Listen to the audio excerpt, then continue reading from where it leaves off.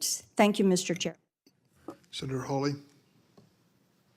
Thank you, Mr. Chairman. Mr. Abadi, let me just stay with you. You just started to answer Senator Blackburn's question that not releasing the 1023 or talking about it as a matter of life and death, question of life and death, you said.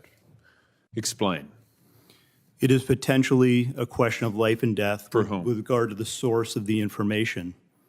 So, okay, so now we've confirmed that the document exists. That's progress because the FBI director initially denied that it exists. Why did he do that? We have already and previously acknowledged the existence of the documents. Yeah, after you first denied it. Now, when a member of this committee read it, right, the FBI director, let's just get the record straight. The FBI director initially said it doesn't exist. Then Senator Grassley said, I've read it. Then he said, oh, okay, well, gotcha. I guess it does exist. Now you're going back and forth with members of this committee, what's in it. Why don't you just release it? Is it classified?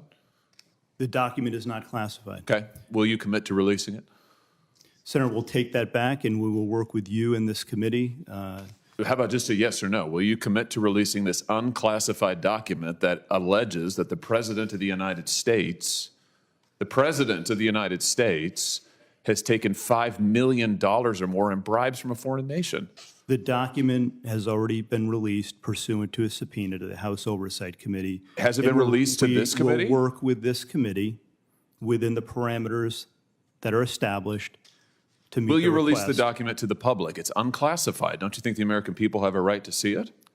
Senator, the document, as you know, contains sensitive information that has bearing on the life of the source of the information, potentially. You can redact the source's name.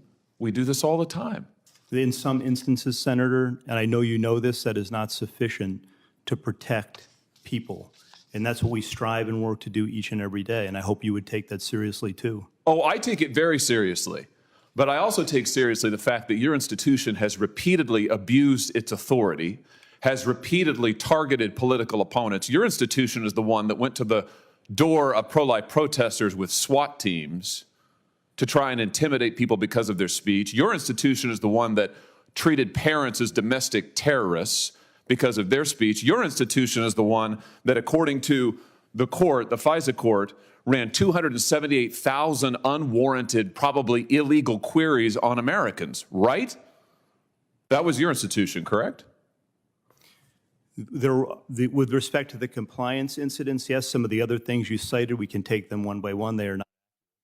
Compliance, you would characterize the unlawful querying 278,000 times of American citizens. Senator Josh Hawley takes the FBI to task in a tense Senate hearing demanding answers about an unclassified document alleging bribes involving President Biden and confronting the Bureau's pattern of abuses from illegal data queries to political targeting. Citizens as compliance issues? We've said before, I've said that it's totally unacceptable.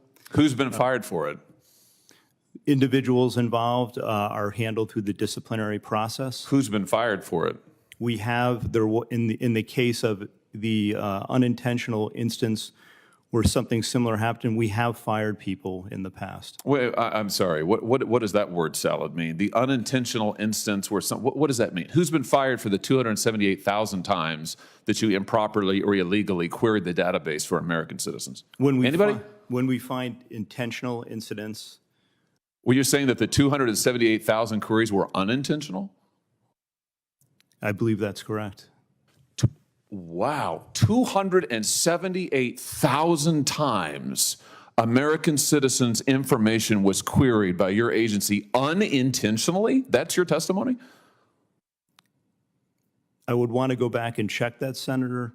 But well, that's what you just told me. My understanding is that the vast majority of Well, wait, that's different. You just said it was. You just said it was unintentional. Now it's the vast majority. Which is it? Do you know? I would want to go back and check it. So you don't know? My understanding is that likely all were unintentional. Likely all. So first it was all of them, then it was vast majority. Now it's likely all. So you don't know is the answer to the question. I don't know the answer as we sit here today, but I will Could have find out started and I with will that get back to probably. you. Who was fired for the lies to the FISA court for the Carter Page warrant? Who was fired for that? Anybody? Has anybody been held accountable for your institution deliberately lying to a FISA court to get a wiretap on an ongoing presidential campaign? There is an ongoing disciplinary process with respect to individuals involved in that. Here's the deal. You're back in front of us asking for the reauthorization of extraordinary authorities. Multiple courts have uncovered extraordinary abuses perpetrated by your agency. You are at the same time concealing information about serious allegations made against the President of the United States, even as your institution also targets his chief political opponent in an unprecedented way. Why would we ever give you the blank check that you want to continue surveilling American citizens in an improper manner? Why would we ever do that?